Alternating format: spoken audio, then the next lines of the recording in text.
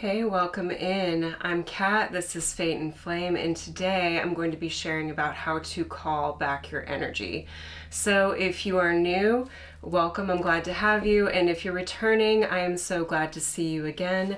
Please come in, make yourself at home.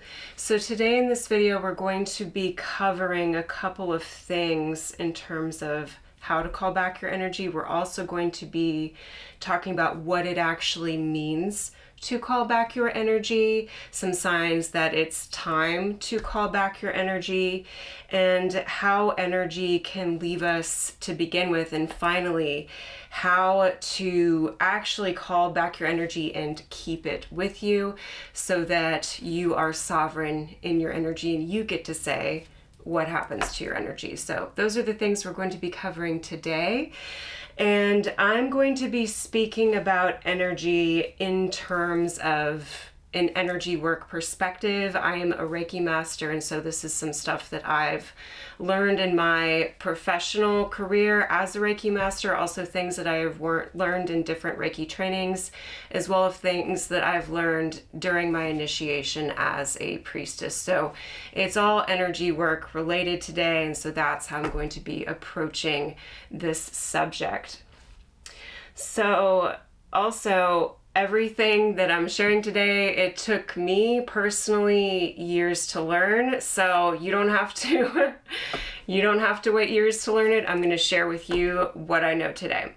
So the first part of this video, we're going to be talking about what does it mean to call back your energy and why is this something that you would want to do. So calling back your energy is something that one practices on a self-empowerment journey and on a journey to energetic sovereignty. It's something that I practice myself in both of those journeys, and something that I work with clients on their self-empowerment journey and their spiritual energetic sovereignty journey as well.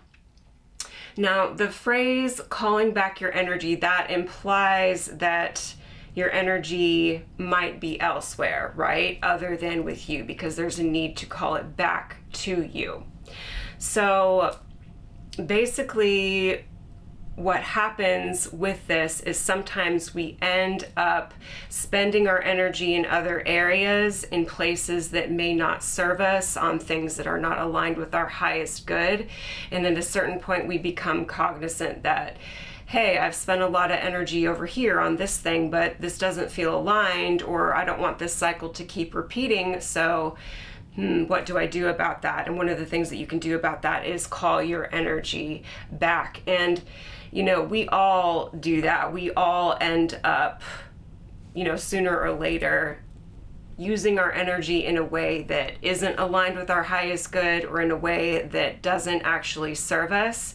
And I think this happens for a couple reasons. First of all, we all go through different life experiences. Some of those life experiences may make us feel like we're less powerful than we actually are.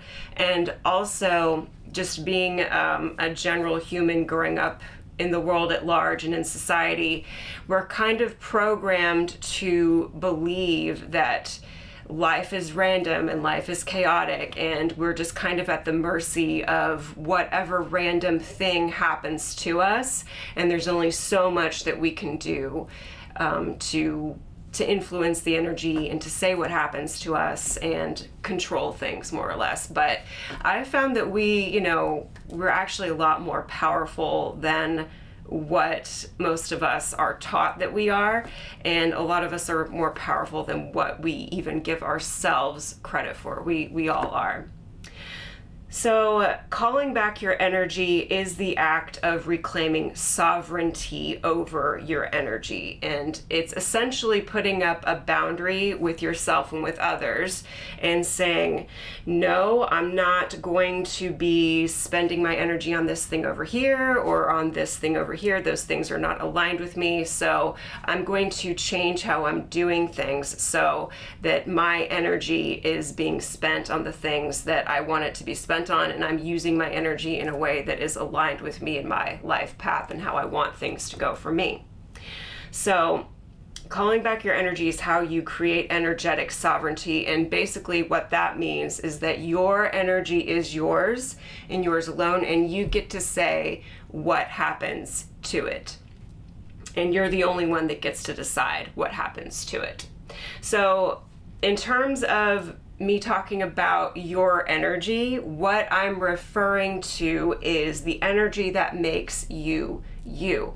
I'm talking about your energy systems, like your aura, like your chakras, like your spiritual essence, like your soul, and also the things that you put out into the energetic field, how you are using your spiritual power and spiritual energy to create changes and to affect your life. That's all your energy, more or less. So,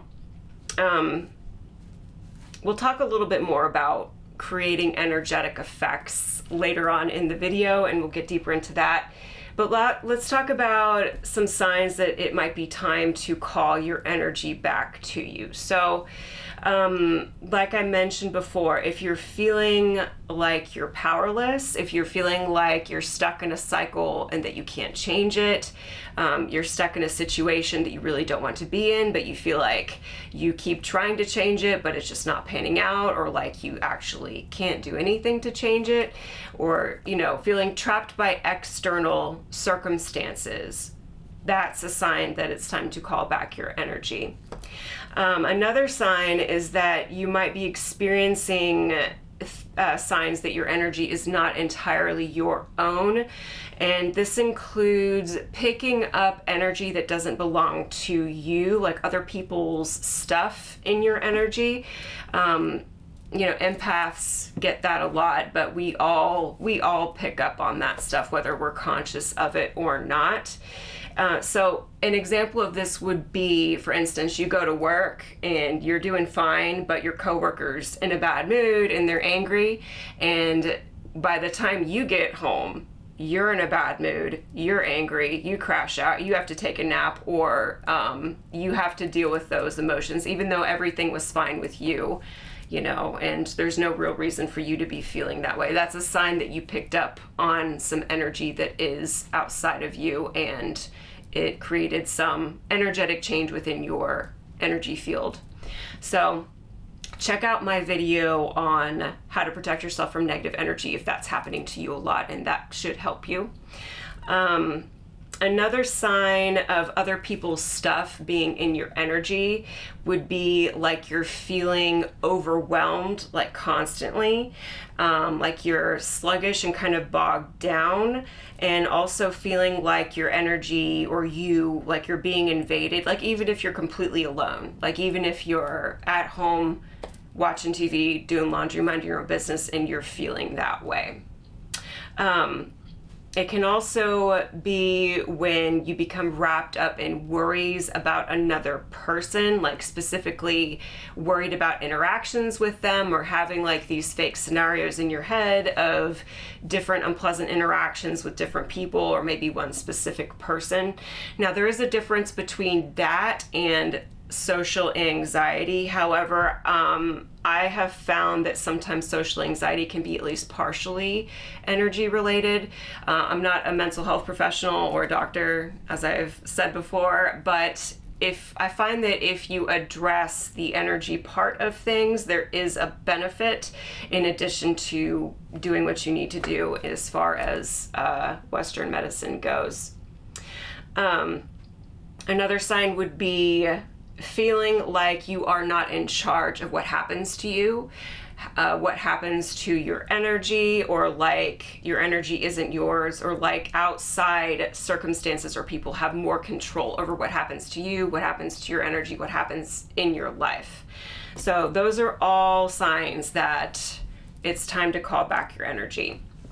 And calling back your energy, it not only gives you more personal power, it creates more energetic protection for you, because once your energy is called back, then it's with you. It's all in one place where you can take care of it, where you can protect it, and where you can have more say over what it's going to go to, and more say over what happens to you. So now let's talk about some ways that energy can actually leave us and what some solutions are to that. And I will say that I'm going to limit this to talking to two different things. There are a lot of ways that our energy can leave us, but if I start going into every single way, then we're going to go down a rabbit hole, and I feel like certain things are best left to other videos. I mentioned, for instance, a leaky aura in my energetic protection video. I'm not going to be getting into that here. What I am going to be talking about here are energetic feeding and also energetic cords. These are two common things that I see energetically as a Reiki master and working in that field. So energetic feeding is a thing that we do internally, and most of us don't even realize that we are doing it, and it affects our energy and it affects the things that happen around us as well. And energy cords are basically how external energies get access to our energy, and in turn how we are accessing external energy. It's an energetic exchange created through something called an energy cord. So let's discuss energy feeding first, then we'll go into energy cords. So calling back your energy is also having an awareness of how you're spending your energy, and that is where we get into energetic feeding. So the ideal situation is that we are spending our energy on things that are aligned with us. We're making choices that result in good outcomes that are healthy for us, that take us where we want to go on our life path, that help us grow, that feed us spiritually. That's the ideal situation, but of course life doesn't always happen that way.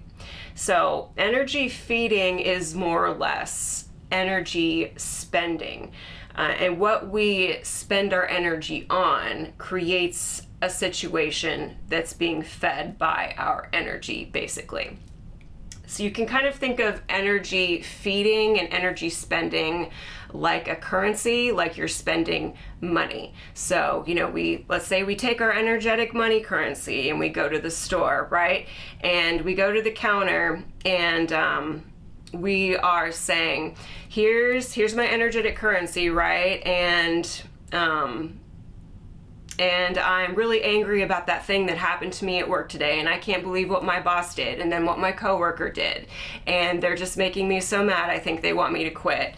Okay? And then what we receive back, we take our package, right? And what do we get with that? We pretty much get the same scenario, same situation, because we have fed our energy, our energetic currency, and we have placed pretty much in order for something that we didn't necessarily want to happen. And I want to clarify, I'm not talking about the law of attraction here. I'm talking about energetic spending, energy feeding. You may notice that there are some similarities here, but I'm not talking about the law of attraction. I'm talking about how energy actually works. So if you're spending and investing your energy into things that are emotionally draining for you, and you're feeding those scenarios with your negative emotions, and that's depleting you, then that situation is just going to continue to perpetuate, because that's how you're spending your energetic currency.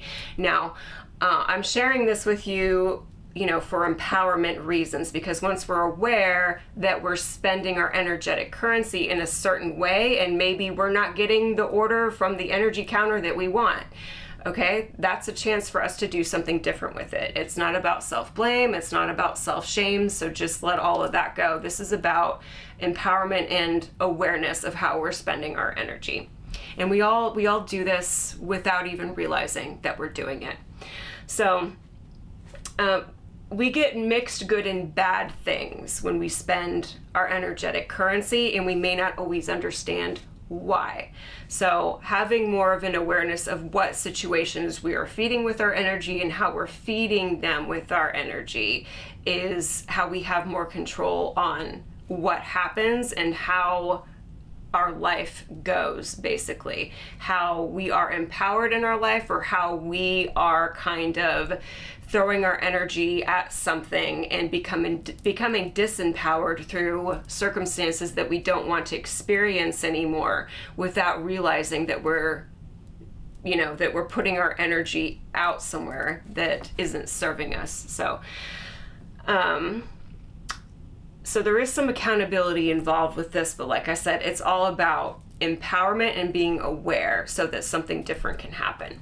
So let's go into an example of how you would call your energy back when you know you're in a situation that is taking your energy, and you know that situation is not aligned with your highest good, but you feel like you can't do anything about it. And maybe after what I just said, maybe you're realizing, dang it, I spent my energetic currency at that energy counter so many times, and now here I am. Well, let's get into a specific example that I see a lot, especially here in the US, where a lot of us work and have jobs, and a lot of us are in toxic work environments and work situations. So let's talk about having a toxic job or having a toxic boss. Now, if you have a toxic boss, the job is probably going to be toxic too, because both of those things just inevitably end up influencing each other.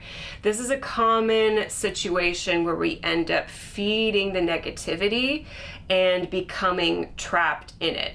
So for instance, let's say you have a boss that is, maybe they're sometimes nice to you, maybe they're sometimes funny. However, every once in a while they get into a mood and they start breathing down your neck and micromanaging you and nitpicking all of your work and giving you more workload than is your fair share. And then being like, why can't you do two people's jobs? You're being slow, that kind of stuff. Or giving you tasks that just really, they have nothing to do with your job, and you feel like you're getting overburdened and you're underappreciated.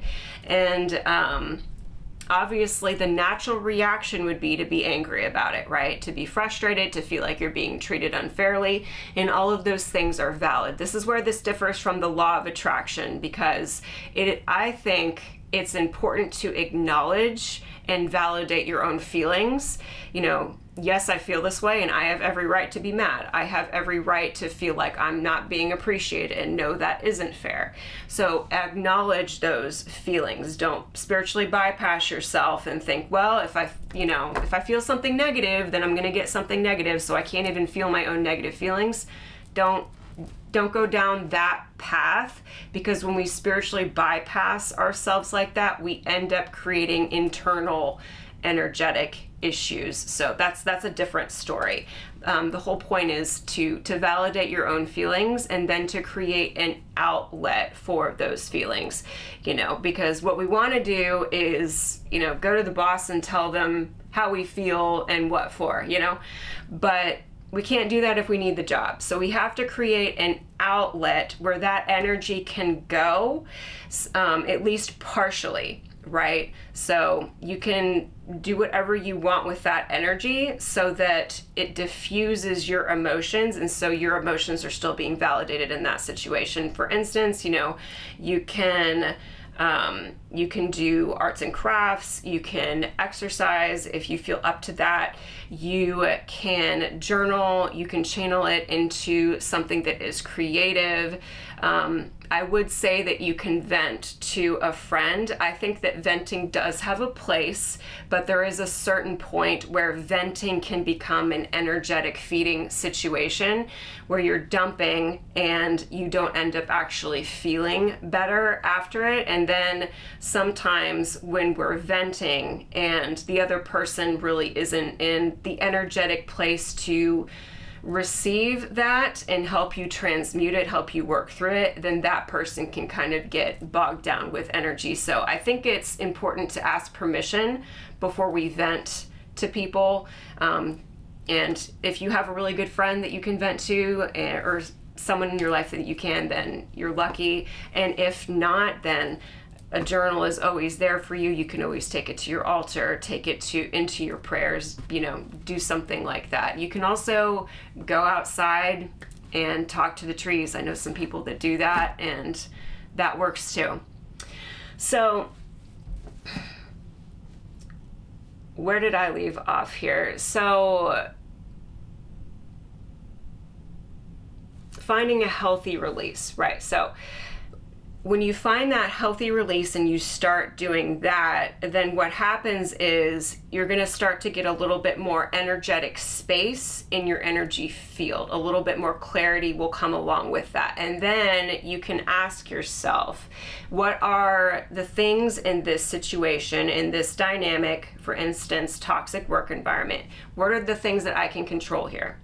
So what you can control here are your thoughts, your emotions, and your actions. And a lot of times when we have interactions with people who are toxic people tend to feed on negativity and the fact that they are causing turmoil. I don't know why this happens, but that is one way that toxic people will feed on energy themselves. And sometimes they create toxic situations so that they can feed on that energy and the negativity that they're causing other people. So what you would want to do there is not feed that toxic person. So to have less of a reaction to what they're doing to you. If you've heard of gray rocking, then do that. If you haven't, then look it up. It's very effective, especially with narcissists and toxic people.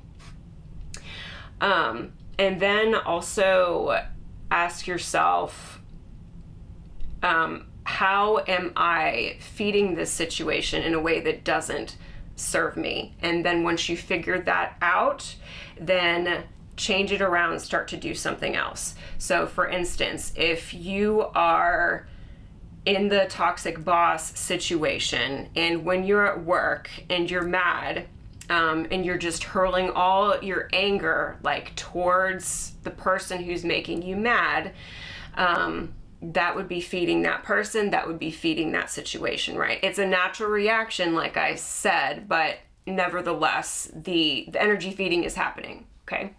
So it's choosing to do something different with that, something that's a little bit more aligned with you. So once you're diffusing it with a healthy outlet, another thing that you can do is specifically work to cleanse and release energy. I posted a while back a bath/shower energy cleansing ritual, and this is really good for emotional release. So if you have been in a situation where there's a lot of negative emotions, frustration, and that's creating stagnation for you, I highly recommend that video because that will start to create some space in your energy field because you're going to be releasing those emotions and releasing the energy that comes along with those emotions. And to give a personal example, I used that energy cleansing water ritual and because I was in a similar situation. And I started using that at least once a week. It got to the point where I needed to use it about twice a week. And then I took some time off away from the job that I was in, and a door opened for me to leave. So what actually happened with that is that I created energetic space by diffusing and transmuting my own negative energy that was coming from being in that situation, and there was a space that was created. And I also let go of the outcome, my attachment to the outcome of the situation where, I have to fix this, it has to be better, it has to be different job, yada yada, right? And I just kind of let that go. And then a door opened, and it happened reasonably quickly, like within a month. So the key here is to find an outlet, release the energy, and then let go of the outcome. And I'm telling you, I've seen that work like 10 out of 10 times. And if it's not 10 out of 10, then there's probably something else going on. And I can't think of an example right now of when that didn't work. So honestly, if something new isn't coming in and you're doing that stuff, and I'm going to hold your hand when I say this, and I wish someone had said this to me, okay? If you're doing all that you can do and something new isn't coming in, then there's probably another way that you're getting in your own way. and that's what it is. All right, I held your hand. It's probably another way that you're standing in your own way because you're powerful and you have the ability to do that. Most of the time when we aren't able to get out of a situation and we feel like no matter what we do, we can't, it's usually something within us that is creating that. So if we look inward, we reflect on that, and we do whatever we need to do to move beyond that within us, and you can do it. I believe in you, okay? That will create a space and an open door for something else to happen and for you to get back onto your path and aligned with where you want to go. So yeah, overall, just having that awareness of how you're spending your energy and how your energy feeds different things. It's all about being intentional and being purposeful with how you spend and care for your energy. Because when you do that, when you release those things, you can call your energy back to you, and that's how you know that it's going to stay with you, because you have that energetic awareness of how you're spending it. All right, let's talk about energy cords. This one, we just talked about something internal, right, with the energy feeding, which is what we do. Energy cords are external. They're how external energies have access to our energy. Now, they're not entirely external. Usually it's sort of a push-pull situation where energy is being taken from us and then we are taking as well. But nevertheless, it is how external energy has access to us. So to really call back your energy, it also means disconnecting from external energies that have access to you, because external energies do not belong to you. We're creating energetic sovereignty, which is our energy and nobody else's. So when you disconnect from external energy, that creates the space for when you call back your energy, all of it can come back because that energetic space is there for all of it to come back. Whereas if you are bogged down with a bunch of other people's stuff and you're trying to call your energy back, only so much of that is going to be able to come in because there isn't space for it to come back. So let's talk specifically about what an energy cord is. So an energy cord, it's a non-physical connection to you and another person or another situation, usually a situation from the past. And energy cords are an energetic exchange between your energy and an external energy. Like I said before, it's usually a push and pull type of exchange. Energy is leaving you and you are taking something that isn't yours back. And this is all usually subconscious, unconscious. Most of us are not aware that this is even going on, including if there's another person that the cord is attached to, they're usually not even aware that it's going on either. So, for instance, when I do Reiki for clients, one of the things that I will do if requested is do cord cutting. And I usually do this with energy. There are other methods to that, and I'll get into that in a little bit. But what it looks like when I'm doing Reiki, I usually see energy in my mind's eye, and energy cords look like strings of energy. So they're kind of translucent. They might be glowing, and they are usually flowing from my client's chakra system, somewhere in the chakra system, outward. And sometimes I can see where that cord goes and sometimes not. If I do see where it goes, I either see like a scenario, like something from the past or a location, but most of the time I'm seeing another person on the other end of that energy cord. And the most common people that I see end up being exes and end up being parents. And that's just my professional experience. That is most often what I see. And the most common chakra that I see these energy cords attached to are the solar plexus chakra, sometimes the sacral, if it's an X or something like that. But I'd say it's most common solar plexus chakra, and then second most common sacral.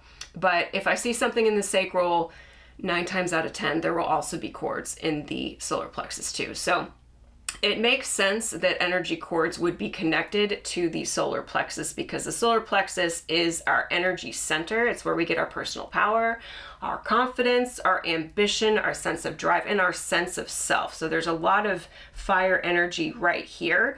And so it's kind of, especially if we're dealing with energy being taken and exchanged and our personal power being not with us, it makes sense that there would be something going on with the solar plexus in that case. So let's talk about how energy cords can happen. I'm going to give a little bit of an example here, but there's a lot of reasons why they can happen. They happen between people, usually through some kind of a tumultuous relationship. It could be something like trauma bonding. It could be something where it was like a painful ending of that relationship. It can also be from crossed boundaries, and that's all I'm going to say. And sometimes, every once in a while, there will be an energy cord that develops because someone is intentionally trying to access another person's energy without their consent. That is more rare, but it does happen. If you think that's happening with you, then see my How to Protect Yourself from Negative Energy video. That will help you there. But when that happens, that's when your energy ends up not being fully yours because some energy is leaving you and you're taking on something from an external source that isn't you either. So this is where feeling drained can kind of come into play, or even feeling invaded in your own energy can come into play. And I'll give an example of this from my work as a Reiki master and doing a cord cutting for a client. I'll be very general with this. So I had a client come to me who had been no contact with their parent for at least 10 years or so. And their parent was very intuitive, and also I believe they were Wiccan or some kind of energy practitioner. I am as well. I do things that are, different than Wicca, but that's one of the reasons why they came to me, because they didn't feel fully comfortable trying to disconnect from this energy when their parent was so intuitive and so into energy work, and they could kind of feel like they didn't feel safe to do it themselves, more or less. So what I ended up experiencing and doing with this was very interesting. And this is an example of how energy cords can really become entangled, especially in a relationship that isn't healthy or one that is tumultuous. In this client's energy field, there were like just tons and tons of cords, like kind of tangled messes of cords from the aura and from different places in the chakra system. So as I was removing them and working through the chakras, I definitely could sense the other person, the parent, on the other end of these cords, and I could feel that they could feel this disconnection happening. Sometimes when we do cord removal, the other person has an awareness that's going on. Usually it's after the fact. Like if you do a cord cutting, normally and the other person realizes the space has been created, and sometimes they can reach out after that. And that's a sign that the cord cutting was successful, in my opinion. Because they realize the space is there, that means it's there, right? So I feel this sort of energy encroachment from the outside energy. So I had to kind of like create an energetic boundary and then continue to remove the cords. And so many interesting things happen with that. But basically, I did all of this different stuff, and there were different things that happened with this. There was an entity at one point that was attached to one of the cords, and I got rid of that, and I eventually got the other person out of my client's energy and created an energetic barrier there. And meanwhile, my client's like taking a nap, no idea that this is even going on. But that is an example of like how years of energy cords can kind of build up and how it can become invasive to somebody else's energy. So one of my next videos is going to be how to do cord cutting. So if you haven't subscribed yet, please do so you can check that out when I post it. But overall, releasing energy that isn't yours, including energy cords, that's an essential step for calling your energy back, because that's going to ensure that your energy is yours. External energies don't have access to you. And if there's no access to your energy, then when you call your energy back, it can stay with you. There is space for it. It will remain with you. All right, so the last thing that I'm going to share with you today, this is an affirmation or a prayer that you can use to call back your energy. And I'm also going to post a graphic of this later on my in my post section so that you can have it, screenshot it, save it, whatever you want to do with it. All right, so it goes. I call back all my energy from places near and far. All my energy and pieces of me return to me. My energy is mine, and I care for it lovingly. All my energy is now here with me. I claim my energetic sovereignty. So be it. All right, that is all I have for today. Thank you for joining me. If you haven't subscribed yet, please do. I would love to have you. And if you enjoyed this video, please do leave me a like and a comment. I would love to hear from you. And I look forward to doing more videos like this one. I will see you all next time. Much love. Bye.